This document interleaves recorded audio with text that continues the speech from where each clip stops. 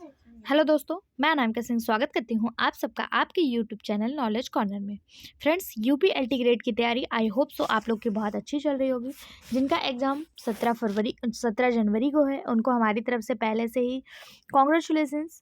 अगर आपने हमारे चैनल पर जूलॉजी, बॉटनी और जीएस जीके के क्लासेस कर रखे हैं तो कोई भी ऐसा क्वेश्चन नहीं होगा जो आपको एग्जाम में ना देखने को मिले। लगभग 90 से 95 क्वेश्चन आपको इसी सीरीज से देखने को मिल जाएगी। जूलॉजी, बॉटनी आपको केवीएस, एनवीएस और डी ट्रिपल एसबी में भी सहयोग करेंगे। जैसे कि आप सभी को पता है, केवीएस की एग्जाम सिटी और साथ ही साथ डी ट्रिपल एसबी का एग्जाम डेट आ गया है। अगर आपने नहीं देखा है तो हमारे टेलीग्राम चैनल को ज्वाइन कर लीजिए।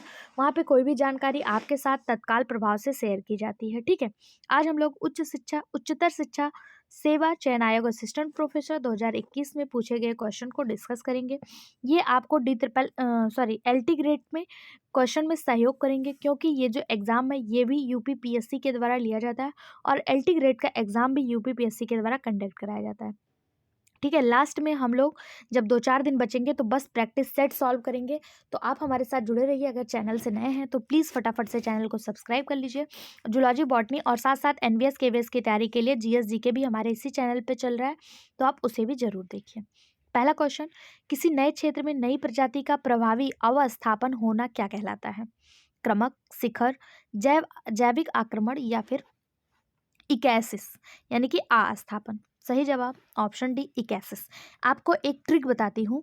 लगभग क्वेश्चन अगर आपको इस फॉर्मेट में देखने को मिलते हैं और किसी एक इस ऑप्शन का आपको हिंदी और इंग्लिश दोनों वर्जन या किसी में ब्रेकेट में आपको कुछ देखने को मिल गया, तो समझ लीजिए एग्जामिनर जो है ना उसको बहुत अच्छे से समझाने की कोशिश कर रहा है और अच्छे से उसी ऑप्शन को समझाया जाता है जिसको समझने में स्टूडेंट को प्रॉब्लम ना हो, जो सही आंसर हो। ठीक है, आपके पास एग्ज़ाम टाइम मतलब अब एग्ज़ाम में टाइम कम है। अगर आप तुक्का भी लगाना चाहें तो आप ऐसे ऑप्शंस को तुक्का लगाइएगा जिसको स्पेशली समझाया गया हो। ठीक, तो ऑप्शन डी इसका सही जवाब हो जाएगा। किसी नए क्षेत्र में नई प्रजाति का प्रभावी अवस्थापन होना अस्थापना यानी कि इकैसिस कहलाता है। इस प्रक्रिया में निकट क्षेत्रों के प्रकीर्णन के विभिन्न माध्यमों से फलों या बीजों की अनेक प्रजातियों का नवीन स्थानों पर अनुक्रमण होता है। अनुक्रमण के अंतिम चरण में जिस समुदाय की रचना होती है वह चरमोत्कर्ष समुदाय यानी क्लाइमैक्स कम्युनिटी होता है। अनुक्रमण की प्रक्रिया वनस्पति रहित प्रवास, अस्थापन, स्पर्धा और प्रतिक्रिया स्थितीकरण होता है। अगला क्वेश्चन, निम्नलिखित में से कौन सा युग्म सही सुमेलित नहीं है? बांदीपुर कर्नाटक, ये देखिए आपको नेशनल पार्क दिए हैं, वन्यजीव अभ्यारण्य। बांदीपुर कहाँ है? तो बांदीपुर जो है ये कर्नाटक में है, बिल्कुल सही बात है। ठीक है, कौन सा सही सुमेलित नहीं पूछा है, तो ये तो बिल्कुल सही है। दूसरा है पाखला, मध्य प्रदेश।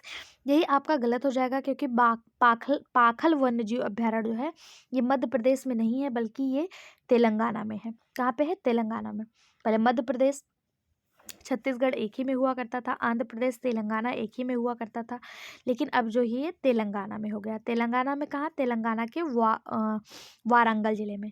जबकि अगर बात करें शिकारी देवी वन्यजीव अभ्यारण्य तो ये बिल्कुल हिमाचल प्रदेश में है। सही जवाब दाचीगम जम्मू कश्मीर में है। तो इसका सही जवाब ऑप्शन बी हो जाएगा। गलत होते हुए भी ये सही हो जाएगा क्योंकि पूछा है कौन सा सही सुमेलित नहीं है। पाखल वन्यजीव अभ्यारण्य तेलंगाना, बांदीपुर कर्नाटक, शिकारी देवी हिमाचल प्रदेश और दाचीगम जम्मू कश्मीर। अगर आपको इन राज्यों के और भी जीव अभ्यारण्य वन्यजीव अभ्यारण्य के नाम पता है तो कमेंट बॉक्स में बताइएगा। ठीक है, अगर नहीं तो आपको जो भी पता होगा लिख दीजिएगा और राज्य का नाम लिख दीजिएगा। मैं विस्तार से आपको कमेंट बॉक्स में रिप्लाई कर दूंगी कि कौन से राज्य में कौन सा वन्यजीव अभ्यारण्य पाया जाता है, लेकिन उसके लिए आपको भी थोड़ा एफर्ट लगाना होगा। जैसे कर्नाटक का बांदीपुर वन्यजीव अभ्यारण्य अगर आप ऐसे डाल देंगे तो कर्नाटक के बाकी वन्यजीव अभ्यारण्य मैं आपको बता दूंगी कमेंट बॉक्स में। ठीक है, अगला क्वेश्चन है, वर्तमान में अधिकांश विद्युत का उत्पादन निम्नलिखित में से मुख्यतः किसके उपयोग पर आधारित है? कूड़ा कचरा जलाने, जीवाश्म जलाने, जीवाश्म ईंधन जलाने, सौर ऊर्जा या फिर पवन ऊर्जा। सही जवाब फॉसिल फ्यूल बर्निंग। वर्तमान में अधिकांश विद्युत का उत्पादन मुख्यतः फॉसिल फ्यूल बर्निंग पर आधारित है। भारत में विद्युत के उत्पादन में जीवाश्म ईंधन का जो महत्वपूर्ण रोल है वो 59.8% है। ठीक है, अगर आपको लग रहा होगा सौर ऊर्जा और पवन ऊर्जा, तो ये गलत जवाब है। सौर ऊर्जा की जो हिस्सेदारी है वो 12.5% है और पवन ऊर्जा जो है वो 10.2 है। सौर ऊर्जा हालांकि बहुत तेजी से विकास कर रहा है, लेकिन अभी भी जीवाश्म ईंधन जो है वो विद्युत के लिए अच्छा स्रोत है। ठीक है, ये नवीकरणीय ऊर्जा, अगर नवीकरणीय ऊर्जा संसाधनों की बात करें तो 38.5% है और आणविक ऊर्जा जो है ये 1.7% हिस्सेदारी रखता है। सर्वाधिक कौन सा रखता है? जीवाश्म ईंधन रखता है। ठीक, कितना? 59.8%। अगला क्वेश्चन, इटाई इटाई बीमारी किसकी कमी से होता है? मरकरी, कैडमियम, जिंक या फिर सेलेनियम? सही जवाब ऑप्शन बी, इटाई इटाई रोग जो है वो कैडमियम के प्रदूषण से होता है। कैडमियम शरीर के सुरक्षा स्तर से अधिक मात्रा में पहुंच जाता है, तब इटाई इटाई रोग होता है। वहीं पे बात करें मरकरी की, अगर मरकरी जो है अगर हमारे शरीर में पहुंच जाए तो कौन सा रोग होता है? जिसे पारा कहा जाता है, तो इससे जो है मिनी माटा रोग होता है। मरकरी की अधिकता से क्या होता है? मिनी माटा रोग होता है। ठीक, अगला क्वेश्चन, भास्कराचार्य की कीर्ति लीलावती का फारसी अनुवाद किसने किया? बहुत ज़्यादा इंपॉर्टेंट क्वेश्चन, इसको इंपॉर्टेंट मार्क करिएगा, स्टार मार्क करिएगा। ये क्वेश्चन बहुत सारे एग्जाम में देखने को मिले। पहली बात तो यहाँ से 2 क्वेश्चन बना, लीलावती किसकी रचना है? तो ये भास्कराचार्य की है। और इसको जो है अनुवाद फारसी भाषा में किसने किया? तो फैजी ने किया था। ठीक है, फैजी कौन थे? ये महर्षि भास्कराचार्य जो थे, भास्कराचार्य, ये गणित की एक पुस्तक लिखे हुए थे लीलावती। इसको फारसी में अनुवाद किसने किया? फैजी ने किया। अगर आपसे पूछा जाए लीलावती पुस्तक किससे संबंधित है, आपको 4 ऑप्शन दे दे, अर्थशास्त्र, धर्म विज्ञान, तो हो सकता है आप धर्म विज्ञान मार्क करके आ जाए, लेकिन लीलावती जो पुस्तक है ये गणित से संबंधित है और ये महान गणितज्ञ भास्कराचार्य द्वारा लिखा गया था। इसको फारसी में अनुवाद फैजी द्वारा किया गया। लीलावती भास्कराचार्य द्वारा गणित का प्राचीन संस्कृत ग्रंथ है। लीलावती महर्षि भास्कराचार्य की पुत्री का नाम है और उन्हीं के नाम पे इस पुस्तक का नाम लीलावती पड़ा था। पुस्तक में गणित के सूत्र एवं प्रश्नोत्तर लीलावती को संबोधित करते हुए लिखे गए हैं। इस पुस्तक में अंकगणित, बीजगणित और ज्योमेट्री के प्रश्नों का विवेचन है। पूछा जाए लीलावती वस्तुतः किस भाषा में, मतलब यानी अपनी वास्तविक रूप में किस भाषा में लिखी गई थी? तो ये संस्कृत भाषा में लिखा गई थी। अगला क्वेश्चन, अनहैप्पी इंडिया के लेखक कौन है? जवाहरलाल नेहरू, बाल गंगाधर तिलक, भीमराव अंबेडकर या फिर लाला लाजपत राय? अनहैप्पी इंडिया, इसके लेखक जो हैं वो लाला लाजपत राय हैं। ऑप्शन डी इसका सही जवाब हो जाएगा। लाला लाजपत राय को ही पंजाब केसरी या फिर शेरे पंजाब के नाम से जाना जाता है। लाला लाजपत राय ने पंजाबी, वंदे मातरम और एक अंग्रेजी साप्ताहिक पत्रिका द पीपुल पत्रिका का संपादन किया। अनहैप्पी इंडिया इनकी प्रसिद्ध रचना थी। 1928 में साइमन कमीशन का विरोध करते हुए पुलिस की लाठियों से लाला लाजपत जी का जो है मृत्यु हो गई इलाहाबाद में। इन्होंने कहा, मेरे शरीर पर किया गया एक एक आघात ब्रिटिश साम्राज्यवाद के ताबूत की कील साबित होगी। यहाँ से भी पूछ लिया जाता है कि ये सेंटेंस किसका है? तो ये सेंटेंस लाला लाजपत राय जी का है। ठीक है, ऑप्शन डी इसका सही जवाब हो जाएगा। इसके साथ साथ अगर आपसे पूछा जाए लाला लाजपत राय को कौन सी उपाधि प्रदान है, तो इन्हें पंजाब केसरी या फिर शेरे पंजाब के नाम से जाना जाता है। ठीक है, पंजाबी, वंदे मातरम ये इनकी साप्ताहिक पत्रिका है। अगला क्वेश्चन, निम्नलिखित कालानुक्रम व्यवस्थित कीजिए, यानी कि आपको चीज़ें दी हुई हैं और उनका कालानुक्रम दिया है, पहले क्या आया फिर क्या आया। तो आप सभी को पता है सबसे पहले वेद आए, वेद में भी 3 वेद, ऋग्वेद, यजुर्वेद, सामवेद, अथर्ववेद बाद में आया था। तो सबसे पहले वेद आया, वेद को आप नंबर 1 पे करिए। वेद के बाद क्या आया? ब्राह्मण ग्रंथ आया, ब्राह्मण ग्रंथ को 2 पे करिए। ब्राह्मण ग्रंथ के बाद आपके पास आया आरण्यक, आरण्यक को ही लास्ट वेद आरण्यक कहा जाता है, ये आया। उसके बाद आपके पास आया उपनिषद, उपनिषद को 4 पे करिए। उसके बाद वेदांग आया 5 पे, यानी कि 1 3 2 4 5 ये आपको किस ऑप्शन में देखने को मिल रहा है? 1 3 2 4 5 ये आपको ऑप्शन बी में देख रहा। ऑप्शन बी इसका सही जवाब हो जाएगा। वेद क्या है? तो वेद भारत के सर्व प्राचीन ग्रंथ है जिसका संकलन महर्षि कृष्ण द्वैपायन यानी कि वेद व्यास द्वारा किया गया था। वेद का अर्थ ही होता है ज्ञान। इसमें आर्यों के आगमन व बसने की जानकारी दी गई। वेद टोटल 4 प्रकार के हैं, ऋग्वेद, यजुर्वेद, सामवेद और अथर्ववेद। ऋग्वेद इसमें यह बहुत सबसे प्राचीन वेद है। इसमें 10 मंडल, 128 श्लोक और मिलते हैं। अगर पूछा जाए ऋग्वेद के 10वें मंडल में क्या बताया गया, किसका उल्लेख है, तो ऋग्वेद के 10वें मंडल में पुरुष सूक्त के अंतर्गत चतुवर्ण, यानी कि जिसे आप वर्ण व्यवस्था कहते हैं, क्या बोलते हैं उसको, एक मिनट, वर्ण जो है वो ऋग्वेद में देखने को मिलते हैं। ठीक है, उसके बाद यजुर्वेद में जो है इसमें यज्ञ के विधि विधान की चर्चा मिलती है। यजुर्वेद जो है ये गद्य और पद्य दोनों में लिखा गया है। उसके बाद सामवेद, इसमें संस्कृत, इसे भारतीय संस्कृत का जनक कहा जाता है। ठीक है, और उसके बाद अथर्ववेद, मुझे जो लगता है सामवेद गद्य और पद्य दोनों में लिखा गया है। इसमें यजुर्वेद को दे रहा है, एक बार आप कंफर्म करिएगा कि दोनों में से कौन सा गद्य और पद्य दोनों में लिखा गया। मुझे तो सामवेद लग रहा है, बाकी एक बार आप कंफर्म कर दीजिएगा। अथर्ववेद ये बाद में लिखा गया, और इसमें जो है अथर्ववेद को जो है इसमें रोग निवारण, राजभक्ति, विवाह और जादू टोने से संबंधित वर्णन मिलता है। ठीक है, अगला क्वेश्चन, वेदांग जो है ये सबसे लास्ट में लिखा गया था। इसमें 6 प्रकार के रचना की गई, जिसमें शिक्षा, कल्प, व्याकरण, निरुक्त, छंद और ज्योतिषी। ठीक, अगला क्वेश्चन, जियोग्राफिया नामक पुस्तक किसने लिखी? टॉलमी, अलेक्जेंडर वाल, हमबोल्ट, वाल्डेयर या फिर अबू रहन बिरूनी? इसका सही जवाब हो जाएगा जियोग्राफिका पुस्तक जो है इसके लेखक टॉलमी हैं। ऑप्शन ए इसका सही जवाब हो जाएगा। टॉलमी कौन थे? तो ये यूनान के रहने वाले भूगोलवेत्ता थे, गणित और खगोलविद भी थे, ये ज्योतिष शास्त्री भी थे।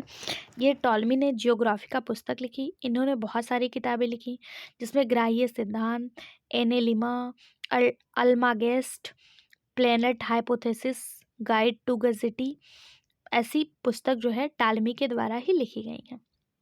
ठीक है, अगला क्वेश्चन, निम्नलिखित में से कौन क्रांतिकारी सिल्क पत्र संयंत्र से संबंधित है? सिल्क लेटर कॉन्फ्रेंसी से कौन संबंधित है? सूरसेन, अबेदुल्ला सिद्दीकी, वीडी सावरकर या महेंद्र प्रताप? तो आपको बता दें, सिल्क पत्र संयंत्र ब्रिटिश शासन को उखाड़ फेंकने के लिए देवबंद के क्रांतिकारी मुस्लिम नेताओं द्वारा चलाया गया था, एक अभियान था। इसका उद्देश्य तुर्की, जर्मनी और अफगानिस्तान के साथ सहयोग लेकर भारत को ब्रिटिश शासन से मुक्त कराना था। उबैदुल्ला सिंधी सिल्क पत्र संयंत्र से संबंधित थे, तो ऑप्शन बी जो है इसका सही जवाब हो जाएगा। इस आंदोलन में पत्र रेशमी कपड़ों पर लिखकर भेजे जाने के कारण इसका नाम रेशमी पत्र संयंत्र पड़ा था। सूरसेन चटगांव शस्त्रागार लूट 1930 इससे संबंधित थे। अगर आप सूरसेन से भी क्वेश्चन पूछा जाता है कि चटगांव से कौन संबंधित थे, तो सूरसेन थे। ठीक है, और उबैदुल्ला सिंधी जो थे ये सिल्क पत्र से संबंधित थे। ठीक है, ऑप्शन बी इसका सही जवाब हो जाएगा। अगला क्वेश्चन, निम्नलिखित में से सरकारिया आयोग का एक सदस्य था?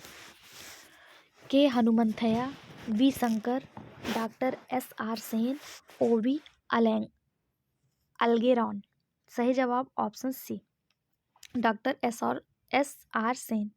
सरकारिया आयोग की स्थापना कब हुई? तो 1983 में केंद्र सरकार द्वारा सरकारिया आयोग की स्थापना की गई। इस गठन का मुख्य उद्देश्य विभिन्न विभागों पर केंद्र राज्य संबंधों की जांच करना और इस संबंध में उचित परिवर्तन व परिमाणिक सिफारिश प्रदान करना। इस आयोग के अध्यक्ष सर्वोच्च न्यायालय के सेवानिवृत्त न्यायाधीश रंजीत सिंह सरकारिया थे। इन्हीं के नाम पर इसका नाम सरकारिया आयोग पड़ा, और इसके अन्य सदस्य जो थे वो Shri V Sivaraman, doctor SR Sen थे। तो ऑप्शन डी इसका सही जवाब हो जाएगा। सी, अगला क्वेश्चन, ग्रामीण स्वशासन के सबसे निचले यानी कि ग्राम स्तर पर लोकतांत्रिक संगठन को क्या कहा जाता है? ग्राम सभा, ग्राम समिति, ग्राम पंचायत या न्याय पंचायत? तो जो सबसे निचला स्तर होता है उसे ग्राम पंचायत के नाम से जाना जाता है। ऑप्शन सी इसका सही जवाब हो जाएगा। जो पंचायती राज होता है इसको 3 भागों में बांटा गया। पंचायती राज व्यवस्था 73वें संविधान संशोधन के द्वारा लागू किया गया, 73वां संविधान संशोधन 1992 में। और पंचायती राज अपनाने वाला प्रथम राज्य जो था वो राजस्थान था। राजस्थान का भी नागौर जिला, यहाँ से बहुत ज़्यादा क्वेश्चन पूछा जाता है। ठीक है, पंचायती राज संस्थाओं के माध्यम से ग्रामीण क्षेत्रों का स्वशासन चलता है। पंचायती राज की 3 व्यवस्थाएं, ग्राम स्तर पर ग्राम पंचायत, ब्लॉक स्तर पर पंचायत समिति और जिला स्तर पर जिला परिषद। तो सबसे निचला जो था वो ग्राम पंचायत। ऑप्शन सी इसका सही जवाब हो जाएगा। ग्राम सभा, ग्राम समिति ये जो है पंचायती राज के अंतर्गत नहीं आता है। ठीक है, अगला क्वेश्चन, नई रोशनी योजना निम्नलिखित में से किससे संबंधित है? ग्रामीण क्षेत्र की महिलाओं से, अल्पसंख्यक महिलाओं से, सामाजिक रूप से पिछड़ी महिलाओं से, या मलिन बस्तियों की महिलाओं से? तो नई रोशनी जो योजना है ये अल्पसंख्यक महिलाओं के द्वारा लाया गया, अल्पसंख्यक कार्य मंत्रालय के द्वारा। ऑप्शन बी सही जवाब। ये योजना 2011-12 में आई हुई थी। इसे नई रोशनी अल्पसंख्यक महिलाओं के नेतृत्व में क्षमता विकास की योजना नाम दिया गया। इस योजना का उद्देश्य सभी स्तर पर सरकारी प्रणालियों, बैंकों और अन्य संस्थाओं के साथ कार्य करने हेतु जानकारी, साधन तथा तकनीक मुहैया कराकर उसी गांव मोहल्ले में रहने वाली उनकी पड़ोसियों सहित अल्पसंख्यक महिलाओं को सशक्त बनाना था। ऑप्शन बी इसका सही जवाब हो जाएगा। अगला क्वेश्चन, भारत को दुनिया का स्वर्ग यानी कि बुलियन गर्थ कौन कहता है? तो रोमन जो है ये भारत को दुनिया का स्वर्ग यानी कि बुलियन गर्थ, बुलियन मतलब द सिंक ऑफ उल्ट बुलियन, वर्ल्ड बुलियन के नाम से जानते हैं। कौन? रोमन लोग कहते हैं। ठीक है। प्राचीन काल में भारत व रोम के मध्य व्यापार के पक्ष में झुका हुआ था।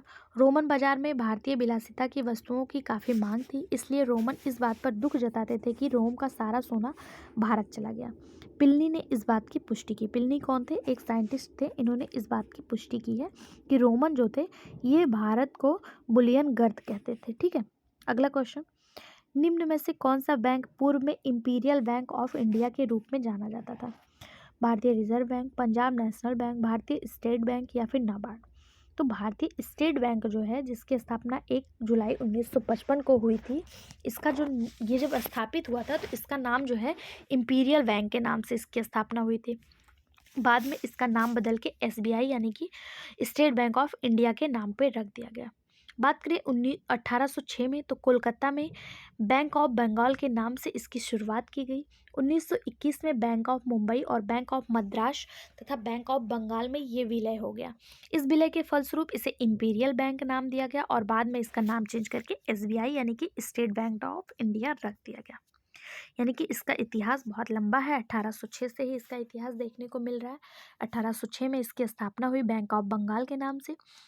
1921 में इसमें 3 बैंक मर्ज हुए, bank of Mumbai, bank of Madras, bank of Bengal. उसके बाद इसे इंपीरियल बैंक नाम दिया गया और उसके बाद 1 जुलाई 1955 को इंपीरियल बैंक के नाम से स्थापित हुआ। उसके बाद इसे भारतीय स्टेट बैंक नाम से जाना जाने लगा, स्टेट बैंक ऑफ इंडिया के नाम से, सॉरी। अगला क्वेश्चन, वर्ष 2020 तक भारत के कितने पूर्व राष्ट्रपतियों को भारत रत्न प्रदान किए गए हैं? सही जवाब ऑप्शन सी 6। 2020 तक 6 राष्ट्रपतियों को भारत रत्न प्रदान किए गए। भारत रत्न देश का सार्वजनिक मतलब सर्वोच्च नागरिक पुरस्कार है। 2 जनवरी 1954 को स्थापित किया गया यह पुरस्कार। और 6 राष्ट्रपति कौन कौन से थे? Doctor Sarvepalli Radhakrishnan, doctor Rajendra Prasad, doctor Zakir Hussain, BB गिरी, APJ अब्दुल कलाम और प्रणब मुखर्जी। इन्हीं को सबसे लास्ट में 2019 में भारत रत्न जो है वो दिया गया था। अगला क्वेश्चन, आज़ादी का अमृत महोत्सव की अवधि क्या थी? आज़ादी का अमृत महोत्सव कब से कब तक मनाया गया? तो आज़ादी का जो अमृत महोत्सव था ये 21 से 23 तक मनाया गया, यानी कि ये 75वीं वर्षगांठ की यादगार में मनाया गया और यह 12 मार्च 2021 से 15 अगस्त 2023 तक मनाया गया। टोटल कितने सप्ताह हुए? तो 75 सप्ताह तक यह मनाया गया। ठीक है। ऑप्शन बी इसका सही जवाब हो जाएगा। 12 मार्च को ही आप सभी को पता है 12 मार्च 1930 डांडी सत्याग्रह के रूप में जो है हुआ था डांडी सत्याग्रह, और इसी को याद करते हुए 12 मार्च 2021 से आज़ादी का अमृत महोत्सव जो है वो मनाया गया था। अगला क्वेश्चन, भारत के वित्त मंत्री ने बजट 2021-22 में स्वास्थ्य और आरोग्य के लिए पिछले वर्ष की तुलना में कितने प्रतिशत की वृद्धि की? सही जवाब ऑप्शन डी 137%। ठीक है। अगला क्वेश्चन, लियोन मेंडोका किस खेल से संबंधित है? लियोन मेंडोका टेनिस, शतरंज, हॉकी या फुटबॉल? सही जवाब ऑप्शन बी शतरंज। लियोन मेंडोका शतरंज खेल से संबंधित हैं। 14 साल के हैं और ये भारत के 67वें ग्रैंड मास्टर बन गए। जनवरी 2022 में भारत सुब्रमण्यम 14 वर्ष के शतरंज खिलाड़ी तमिलनाडु से जो है ये 73वें ग्रैंड मास्टर बने 2022 में। ठीक है। अगला क्वेश्चन, निम्नलिखित में से उत्तर प्रदेश के किस जिले में जनवरी 2021 में स्ट्रॉबेरी महोत्सव मनाया गया? तो स्ट्रॉबेरी महोत्सव जो है ये स्ट्रॉबेरी की खेती को प्रोत्साहित करने के लिए मनाया गया। ये उत्तर प्रदेश के झांसी में मनाया गया। कहाँ पे? उत्तर प्रदेश के झांसी में। ऑप्शन ए इसका सही जवाब हो जाएगा। ठीक है, मुख्यमंत्री योगी आदित्यनाथ ने 17 जनवरी 2021 को स्ट्रॉबेरी महोत्सव का वर्चुअल शुभारंभ किया था। ये उस समय के करंट के क्वेश्चन थे जो एग्जाम में आए हुए थे। वर्तमान में अभी हाल फिलहाल 1-2 दिनों में ही प्रधानमंत्री नरेंद्र मोदी जी द्वारा उत्तर प्रदेश की राजधानी लखनऊ में प्रेरणा स्थल को स्थापित किया गया। किसकी याद में किया गया? किसकी याद में इसकी इसकी उद्घाटन किया गया? इसमें किसकी मूर्ति बनाई गई है? अगर आप सभी को पता है, किसान नेता जो थे, किसानों को बहुत ज़्यादा प्रोत्साहित करने वाले जो हमारे राजनेता थे, उनका क्या नाम था जिसकी याद में प्रेरणा स्थल जो है वो बनाया गया उत्तर प्रदेश की राजधानी लखनऊ में, जिसका उद्घाटन माननीय नरेंद्र मोदी जी द्वारा किया गया? अगर आप करंट से अपडेटेड हैं तो प्लीज़ इसका आंसर जो है कमेंट बॉक्स में ज़रूर बताइएगा। अगला क्वेश्चन, निम्नलिखित में से कौन सा शिक्षण का स्तर नहीं है? अबोध स्तर, श्रवण स्तर, विमर्शी स्तर या स्मृति स्तर? कौन सा शिक्षण का स्तर नहीं है? सही जवाब हो जाएगा ऑप्शन ए लिसनिंग लेवल, यानी कि श्रवण स्तर। शिक्षण के कितने स्तर हैं? तो 3 स्तर हैं। एक मेमोरी लेवल है, अंडरस्टैंडिंग लेवल है और रिफ्लेक्टिव लेवल है। यानी कि मेमोरी लेवल, स्मृति स्तर, अंडरस्टैंडिंग लेवल, बौद्ध स्तर और रिफ्लेक्टिंग लेवल यानी चिंतन स्तर। ये तीनों जो हैं शिक्षण के स्तर माने जाते हैं, जबकि लिसनिंग लेवल कोई भी शिक्षण का स्तर नहीं है। स्मृति स्तर क्या होता है? तो यह वह आधार है जिसमें छात्रों के मस्तिष्क में स्मृति पक्ष को आधार बनाकर शिक्षा प्रदान की जाती है। इसमें बालक का बौद्धिक विकास शुरुआती दौर में होता है। ठीक है। बौद्ध स्तर क्या है? इसमें उन छात्रों को शामिल किया जाता है जिनमें शिक्षक शिक्षण के दौरान प्रस्तुतिकरण पर अधिक बल दिया जाता है। चिंतन स्तर क्या है? तो इसमें मुख्यतः उन छात्रों को रखा जाता है जिनका स्मृति स्तर जो है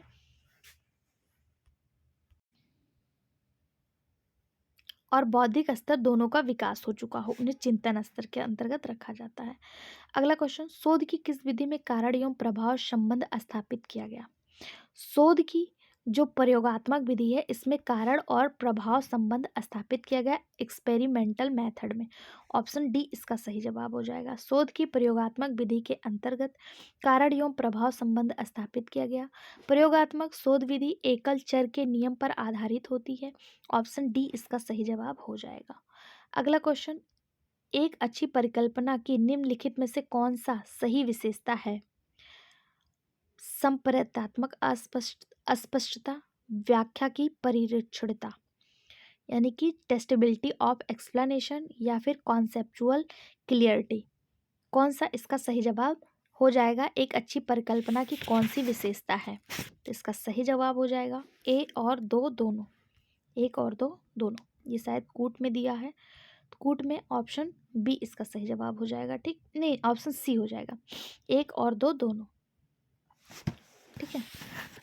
अच्छी परिकल्पना की विशेषताएं बहुत सी होती हैं, जैसे उपयुक्त हल, अस्पष्टता, सरलता, स्थापनीयता, निर्दिष्टता, मितव्ययता, तार्किक बोधगम्यता और संगतता। ये सब जो है एक अच्छे परिकल्पना की विशेषता होती है। अगला क्वेश्चन, उत्तर प्रदेश के किस जिले में भारत का प्रथम ट्रांसजेंडर विश्वविद्यालय खोला गया? उस समय ना ये करंट का क्वेश्चन था और ये हमेशा आपसे पूछा जा सकता है, क्योंकि ट्रांसजेंडर जो हैं, किन्नर जो होते हैं, इनके लिए विश्वविद्यालय बनना कोई आसान बात नहीं थी। इनके लिए विश्वविद्यालय खुला 2019 में। ठीक है। और कहाँ पे खोला गया? तो ये उत्तर प्रदेश का एक जिला कुशीनगर है, वहाँ पे जो है यह बना। यह विश्वविद्यालय उत्तर प्रदेश के कुशीनगर जिले के फाजिल नगर ब्लॉक में स्थापित किया जा रहा है। इस विद्यालय का निर्माण अखिल भारतीय ट्रांसजेंडर शिक्षा सेवा ट्रस्ट द्वारा किया जा रहा है। यह देश का अपनी तरह का पहला विश्वविद्यालय है जहां किन्नर समुदाय के सदस्य को शिक्षा प्राप्त कर सकेंगे। इस विश्वविद्यालय में किन्नर समुदाय के सदस्य को 1 से लेकर स्नातकोत्तर तक यानी ग्रेजुएशन लेवल तक की शिक्षा के साथ साथ पीएचडी की डिग्री भी प्रोवाइड करवाई जाएगी। अगला क्वेश्चन, निम्नलिखित में से कौन सा सही सुमेलित नहीं है? यानी कि आपको कुछ आयोग दिए हैं और उनके स्थापना वर्ष दिए हैं, कौन सा सही सुमेलित नहीं है? 3 सही है, 1 आपका गलत है। पहला दिया है विश्वविद्यालय अनुदान आयोग इसकी स्थापना कब हुई? तो विश्वविद्यालय अनुदान आयोग की जो स्थापना औपचारिक रूप से हुई थी वो 1956 में हुई थी। सही है। अखिल भारतीय तकनीकी शिक्षा परिषद ये कब स्थापित हुई? तो अखिल भारतीय तकनीकी शिक्षा परिषद ये जो है 1945 में हुई थी। यही आपका गलत हो जाएगा और गलत होते हुए भी यही सही हो जाएगा। ठीक है। अखिल भारतीय तकनीकी शिक्षा परिषद की स्थापना कब हुई? 1945 में हुई थी। बाकी वैज्ञानिक एवं औद्योगिक अनुसंधान परिषद की स्थापना 1942 में हुई। Indian council of social science research यानी भारतीय सामाजिक विज्ञान अनुसंधान परिषद की स्थापना 1969 में हुई थी। ऑप्शन बी गलत होते हुए भी सही हो जाएगा क्योंकि पूछा है कौन सा सही सुमेलित नहीं है। अगला क्वेश्चन, पीडीएफ आप हमारे टेलीग्राम चैनल से ले लीजिएगा जहां से आपको रिवीजन करने में आसानी होगी। अगला क्वेश्चन, निम्नलिखित में से कौन ईमेल सेवा नहीं है? जीमेल, आउटलुक, याहू मेल या फिर नेट स्कैप। ईमेल सेवा कौन सा नहीं है? तो इन तीनों के माध्यम से तो ईमेल भेजा जाता है। नेट स्केप जो है ये ईमेल सेवा नहीं है। ठीक है, नेट स्केप वेब ब्राउजर के रूप में जाना जाता है। ऑप्शन डी इसका सही जवाब हो जाएगा। अगला क्वेश्चन, संगणक के संदर्भ में जेपीईजी फाइल में होता है केवल ऑडियो, केवल वीडियो, ऑडियो और वीडियो दोनों, ग्राफिक्स। कंप्यूटर के बहुत अच्छे क्लासेस, बहुत अच्छे क्वेश्चन के साथ एनवीएस केवीएस के लिए हमारे इसी चैनल पे अभिषेक सर द्वारा लिया जा रहा है। अगर आपने एनवीएस केवीएस का फॉर्म डाला है तो आप उसे भी जरूर देखिए। ठीक है, इसका जो सही जवाब हो जाएगा वो ऑप्शन डी हो जाएगा, ग्राफिक्स। जेपीजी या जेपीईजी का full form joint photographic expert group है या एक सुलभ फोटोग्राफिक छवि प्रारूप है जो डिजिटल फोटोग्राफी के माध्यम से निर्मित होता है और उत्पन्न होता है। ग्राफिक छवियों को संसाधित करने के लिए यह मानक विधि है। अगला क्वेश्चन, बाइनरी नंबर सिस्टम में कितने प्रतीक यूज किए जाते हैं? इंपॉर्टेंट मार्क करिएगा, यहाँ से क्वेश्चन कई एग्जाम में देखने को मिला। तो बाइनरी पद्धति जो होता है इसमें 2 प्रतीक यूज किए जाते हैं। कौन सा? 0 और 1। इन 2 चीज़ों का बाइनरी में यूज किया जाता है। अगला क्वेश्चन, एक पेटाबाइट निम्नलिखित में से किसके बराबर होता है? पेटाबाइट यानी पीबी।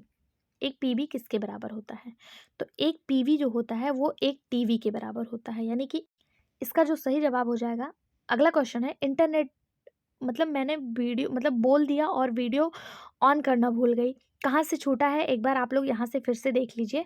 एक पेटाबाइट किसके बराबर होता है? तो एक पेटाबाइट 1 टेराबाइट के बराबर होता है। ठीक है, हो सकता है ये रिवीजन हो गया हो लेकिन थोड़ा सा रिकॉर्डिंग जो है वो रह गया था। ठीक है, और 1 जीबी जो होता है मतलब 124 जीबी जो है ये किसके बराबर है? तो 124 एमबी के बराबर 1 जीबी होता है। 124 जीबी किसके बराबर होता है? ये आप हमें कमेंट बॉक्स में बताइएगा कि 124 जीबी 1024 जीबी किसके बराबर होता है। ठीक है, अगला क्वेश्चन, इंटरनेट में निम्नलिखित में से कौन सा सर्च इंजन नहीं है? तो बिग सर्च इंजन है, गूगल सर्च इंजन है, याहू सर्च इंजन है, विंडो जो है ये सर्च इंजन नहीं है। विंडो है क्या? तो ये सिस्टम सॉफ्टवेयर है।